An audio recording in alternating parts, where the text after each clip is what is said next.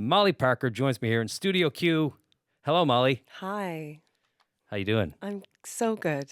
Thank you. I appreciate you being here with us today. Now, you've been doing a lot of press, I know. Okay. This is your first play you've done since The Passion of Dracula. Yes, it is the first play. I feel like it's the first play I've ever done. Really. I just didn't. When I started out in Vancouver, I didn't go to theater school, and I just didn't have those opportunities. And Right. I started doing indie film really pretty early and met a lot of people in that community, and that was sort of what I really loved, and that was the place that I had opportunities. So it's what I did for a long time. Well, that's cool. And I'm curious, you're in one of the most sort of uh, or accessible or out there television shows in the world, House of Cards. Right. Uh, and you live in Los Angeles. I do. What made you come back to Toronto in February and March and do a play? What was it that sort of was? So Matthew Jocelyn, who runs Canadian Stage, had approached me about a couple of different plays over the last few years, and I have been wanting to do a play.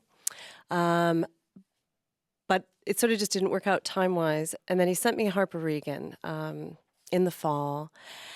And it was just one of those things, when I read it, I just kept thinking about it. I mean, it was basically it. And I wasn't sure that I really understood it, but there was something about it and about this woman that was sort of a bit frightening to me and exciting. And it's written by this really great British playwright, Simon Stevens. And on the surface, it seems like just this sort of journey of this woman who's, sort of torn between the responsibilities to her family and to herself.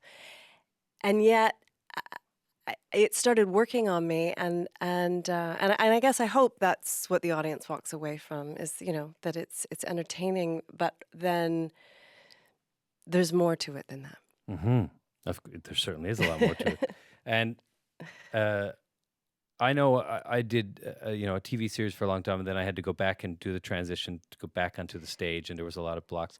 How have you found the transition to be on the stage? Well, I assume for you, I mean, you've done tons of theater, right? You have a theater company here in Toronto, and Yeah, with one of your co-stars, Phil Riccio. But the transition was still awkward for me to go back to it. I mean, I had to kind of not retrain myself, but the hours are so long, and the rehearsals, and for you, you're on stage in every scene. Yes. You have no chair. You don't even get a chair to sit on. No, You just have there's no set. Yeah. the other actors to work with. How did you like it? How did you like rehearsals, first of all? So when we first started, I mean, the first couple of days, I was just beside myself. I was so excited. I mean, it's been, look, I love the work I've been doing. I love working on House of Cards.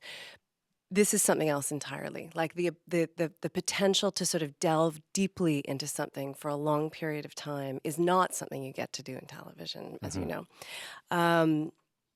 However, I do have to say it is the hardest work I've done in years and years and years. It is physically and emotionally and intellectually challenging, full out, and it's kind of shocking, actually. But now that we've opened and the show's up and running, I'm really starting to feel just how fun it can be. It's interesting. How did you feel about you open the show, you opening night? Yep. Everyone comes, the reviewers come, the thing, you have the party, and then you wake up the next day and you're like, oh man, I got to do this again. Yeah. So doing it every night, has that been a challenge? So, we just opened on last week on Thursday, and it's all a challenge because it's all new to me. And sort of, working in film and television, I've done that for 25 years, and I know how to pace myself. I know how to work a 15-hour day and go back to the same scene over and over and over again. To do a 2-hour play with a character whose arc goes, all over the map is something else entirely, and it takes a kind of stamina that I am only now developing, but it's getting better. Well, speaking of the arc, okay, so you mentioned the playwright Simon Stevens. He originally conceived the role for a man, but then made the decision to change it for a female. Tell us a little bit about what your character goes through. What for people at home who haven't seen the play but should, Hmm. uh, tell us a little bit about what your character goes through. Okay, so this woman is, I mean, it's a British play, and she's from Manchester, and she's moved to London 2 years before. There's been a transgression in her family and a kind of trauma, and because of that, her husband and daughter have sort of, in a way, been banished from their community and moved to the outskirts of London.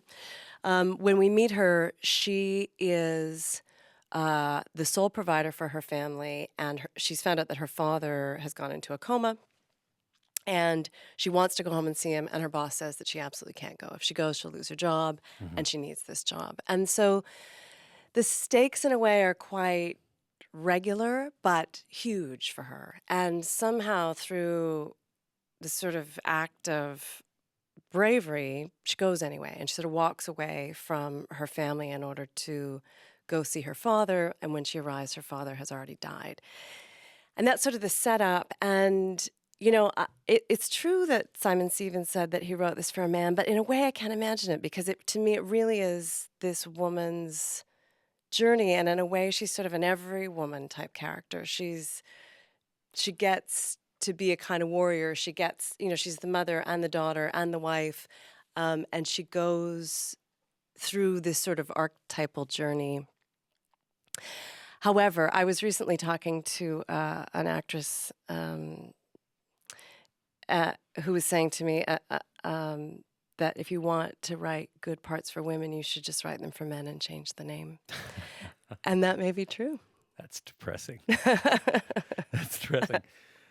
Okay, going back to TV for a minute. Okay, House of Cards season 3 dropped on Netflix last month, playing Jackie Sharp, an influential politician from a military background.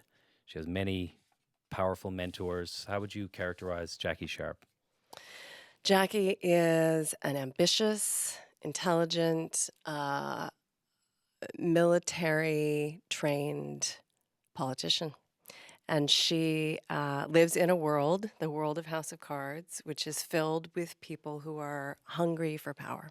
And uh, and so she is, for me, what's interesting about that character is that she's essentially ambitious to the point of ruthlessness, and yet she is principled. And so, particularly in season 3, I think that that's the constant conflict for her. One of my favorite characteristics in other actors is, and I think it's pretty crucial, is not caring about whether or not an audience likes them or if their character is liked or not. And you've stated that you feel the same way, and obviously in the choices that you make in the characters that you play. Loads of unlikable women. Well, I don't know about that, but the way you play them, you don't care. What do you think that's important as an actor? Well, what I think is important for me and what I want to see is our characters, and in my case, women, female characters who are complicated and human. And I'm not as interested in just doing it to be liked. And I don't even mean me. I mean, to be precious about the character in that way. And because I think that if we show the flaws of our humanity, then we at least get to see our humanity. I don't care about playing good people. I want them to be interesting, and I want them to be complicated, and I want them to be as close to the experience of a human being as I can muster. Well, all right. Your character, Jackie Sharp, in House Cards, obviously you hold up your own against Kevin Spacey's Frank Underwood. The show is set in a political arena.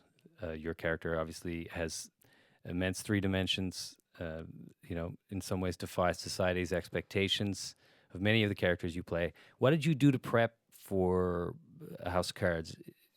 Yeah. So TV is funny because, so unlike theater or film, I don't get to see the scripts in advance. I mean, I see the script we're shooting a week before we shoot it, pretty much. So the work is different because you do. I mean, I might have an idea of what's coming over the season, but I don't necessarily know what I'm doing in episode 11, and you don't make choices in the same way as you do when you're acting when you have a full text. So all of that to say, I find the work in television in general to be more sort of open-ended, and there's something really.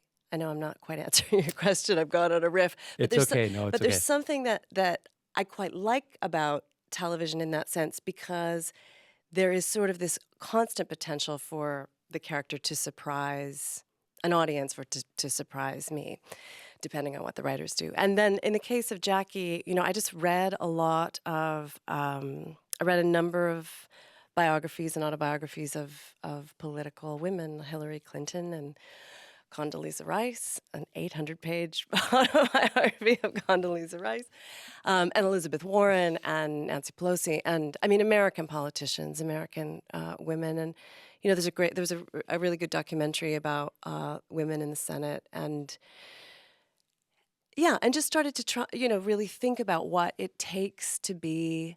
I mean, the cost. Basically, what was interesting to me is like, what is the cost for a woman to play at that level, to have that kind of access.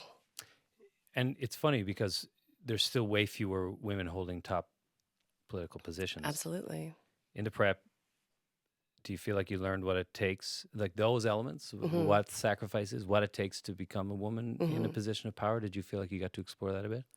Yeah, I mean, that's a lot of what I thought about. And, one of the things about Jackie when we started, Bo Willimon, the creator, and I talked about her, and, I wanted to know, was she married or did she have a family? And he sort of hadn't decided yet. And we talked about it, and I said, it's very unusual for a woman to get elected who isn't married, who doesn't have a family. And yet I thought it would be interesting if she didn't.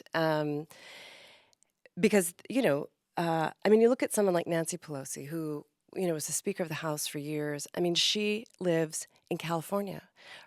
So she travels every week back and forth to Washington and has done it for years and years and years. And, I do that 10, 15, maybe 20 times a year to do House of Cards between LA and Baltimore. And it wrecks me. And I can't believe what these women do. And, regardless of whether or not you agree with their politics, like, there is a level of service that clearly they care about in order to make those kind of sacrifices. Yeah. In our industry, jumping to our industry, the film and television industry, there's also fewer women in top roles in film and TV and in theater. In House of Cards, there are several powerful, well-drawn female characters, including Robin Wright. It raises the question, why do you think our industry is not writing enough roles for women? Yeah, it's getting better. I do think it's getting better. And I, particularly as I get older as an actress, I mean, I see that there are less roles, but there's more for women in their 40s and 50s than there was 10 or 15 years ago. So it's getting somewhat better. There are, however, less women directing, which I think is really problematic. And, we just have to do it. I mean, basically, it's doing the show House of Cards. Sometimes I have this sense of being, you're involved in something where you actually realize you're making culture. You're sort of like actually involved in this product that is being consumed on this massive level. And I really, one of the things I love about the show is that all of the women in the show are strong, capable, as intelligent, as capable of, ruthlessness as the men.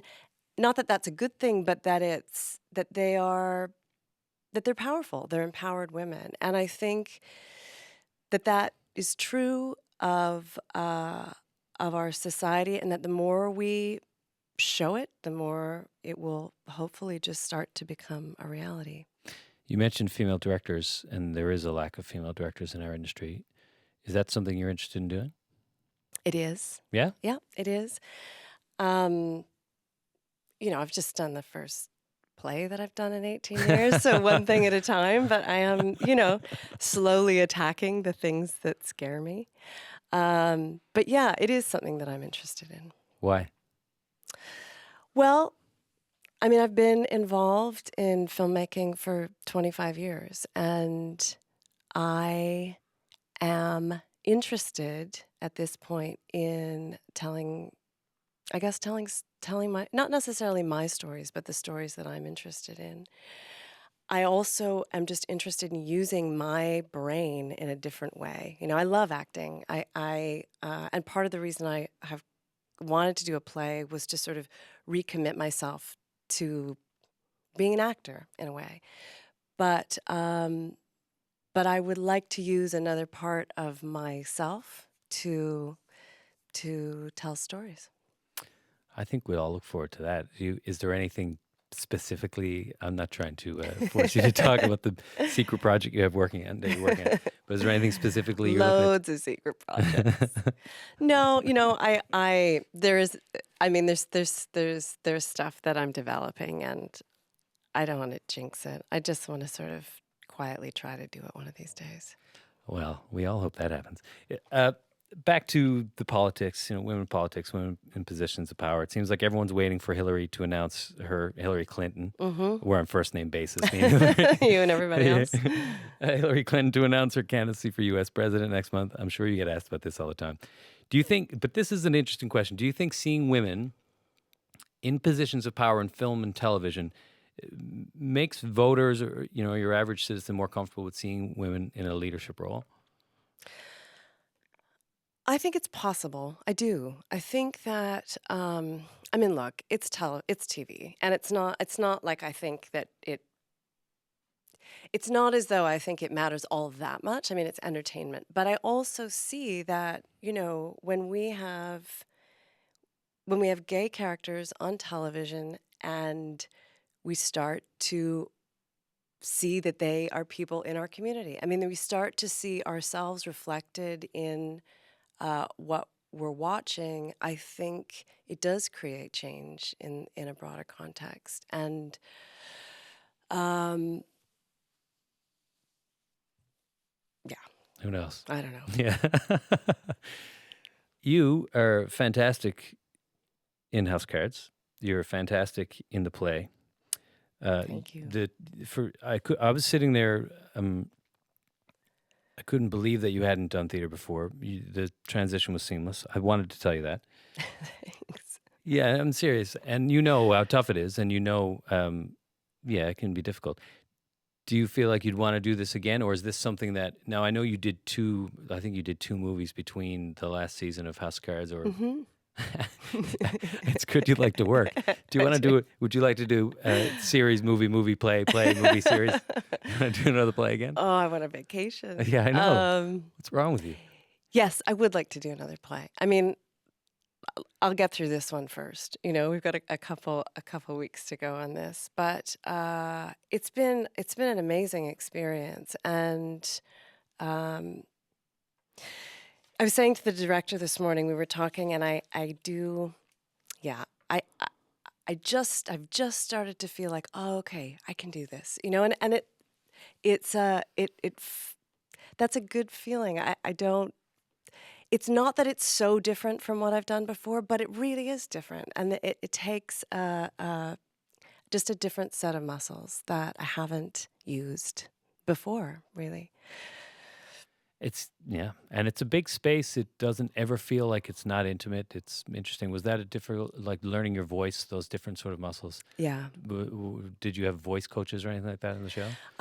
No, we haven't had anyone on the show. I mean, I for like 2 weeks before I left Los Angeles, I sort of freaked out and went and worked with somebody. It only took you 2 weeks. It takes all the rest of us years.